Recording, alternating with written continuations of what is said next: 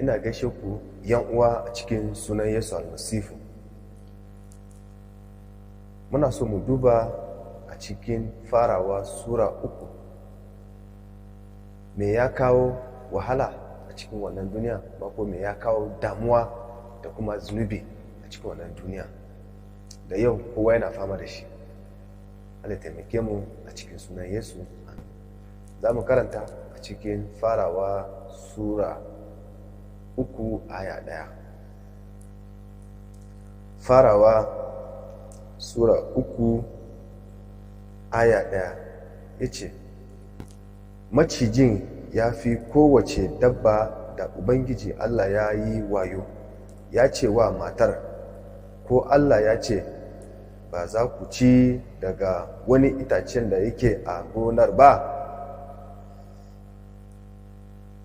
Abu na farko shine za mu duba a cikin wannan aya, macijin shi wane ne? Na biyu za mu duba wayon macijin. Na uku shine Allah ya sa doka akan itacen. Ko? Allah taimake mu. Kamar da muka karanta a cikin farawa yace macijin ya fi kowace dabba wayo. To shi wannan macijin shi wane ne? Shine za mu duba, ya tabbatar mana a cikin littafi shi wannan macijin a cikin littafi muna so mu duba shine a cikin ruya ta Yohana sura 20 aya 2 yace, sai ya kama macijin nan, wato macijin nan na da wanda yake shine Iblis, shine kuma Shaitan, ya daure shi har shekara 1000. Kaji kenan. Wato a cikin farawa sura 3 aya 1 wannan macijin shine Shaitan da muka ji da littafi ya mana magana kan cewa sai ya kama macijin nan, wato macijin nan na tun da, wato tun da tun a farkon halitta da Ubangiji ya halitta. Sannan a cikin ruya ta Yohana sura 12 aya 9 ya sake tabbatar mana da wannan, yace sai aka jefa katon macijin nan a ƙasa, wato macijin nan na tun da wanda ake kira Iblis da Shaitan, mayaudarin dukkan duniya. Aka jefa shi a duniya, mala'ikunsa ma aka jefa su tare da shi, inda muka ji. Wato a cikin farawa sura 3 wannan maciji shine Shaitan da muka ji, maka kuma karanta a cikin ruwa ta Yohana ya tabbata mana kan cewa shi wannan macijin shine Shaitan. To abu na biyu shine wayon maciji. Ubangiji muka ji a wannan sura 3 aya 1 na farawa aka ce ya fi kowace dabba wayo, ya fi kowace dabba wayo. To muna so mu duba ya fi kowane dabba wayo. Za mu karanta a cikin Matiyu sura 10 aya 16 yadda Yesu ya tabbatar mana da wayon macijin. Yace, gashi na aike ku kamar tumaki a tsakiyar kirkatai, don haka sai ku zama masu azanci kamar macizai da kuma marasa barna kamar kurciyoyi. Inji? Wato wannan wayon da muka ji a can haka ne yake, maciji yana da wayo.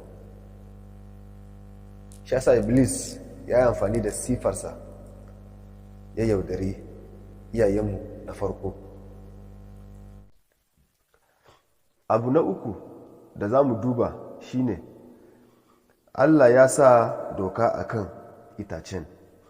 Za mu duba shi a cikin farawa sura 2 aya 16. 16 ya ce, Ubangijin Allah ya yi wa mutumin umarni ya ce, kana da yanci ka ci daga kowace itace da yake a gonar.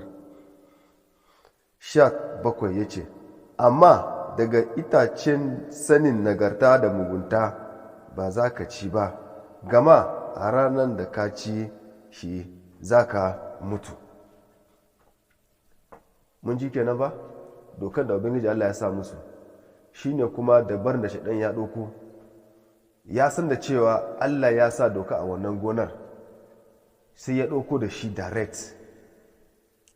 Ya ce musu akan cewa ko Allah ya ce ba za ku ci daga citacin da ke cin gonar nan ba, wannan dabara ne da kuma wayo na Iblis. Bari Allah ya taimake mu, amin. Abin da muka koya a nan shine a cikin Matthew Sura 4 aya 9 da 10, kamar yadda Iblis ya ɗauko dabarar maganar nan ya zo da shi, ya gaya musu akan cewa ya san da cewa Allah ya sa doka akan wannan itacen. Ya sani fa ba bai sani ba, ya san da dokan, sai ya ɗauko da maganar direct cewa ko Allah, kuma mun tabbatar da cewa Allah ya riga ya sa musu doka akan wannan itacen.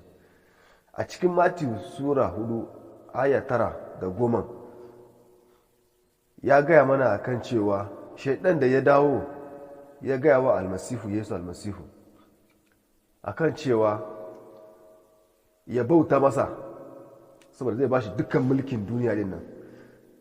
To mun san da cewa Allah ya riga ya ba da doka akan cewa ba wanda za a yi wa bauta sai wane ne?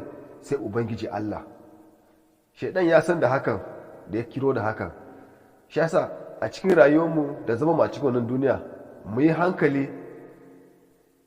da yadda muke zaman Kiristanci. Domin shaidan yana amfani da abin da Allah ya ce kada ka yi, shi zai ɗauko zai damfare ka da shi, saboda ka yi kai da Allah tsakaninku ya zama babu. Shi yasa ko da yaushe duk abin da za mu yi, bayan ka tuba ka karbe su almasihu ya zama cetonka, abu na farko da za ka fara yi shine ka nema ikkilisiya wanda suke koyar da maganar Allah, saboda ka zama ne, ka zama da sani maganar Allah. Domin in baka da maganar Allah, shaidan ya riga ya mai kai kamar kwallo, zai jefa kan nan ya jafa ka can. Allah ya taimake mu, amin. Abin da za mu duba a bincike mu na gaba shine za mu duba a cikin Farawa Sura 2 zuwa 6. Allah ya taimake mu, amin.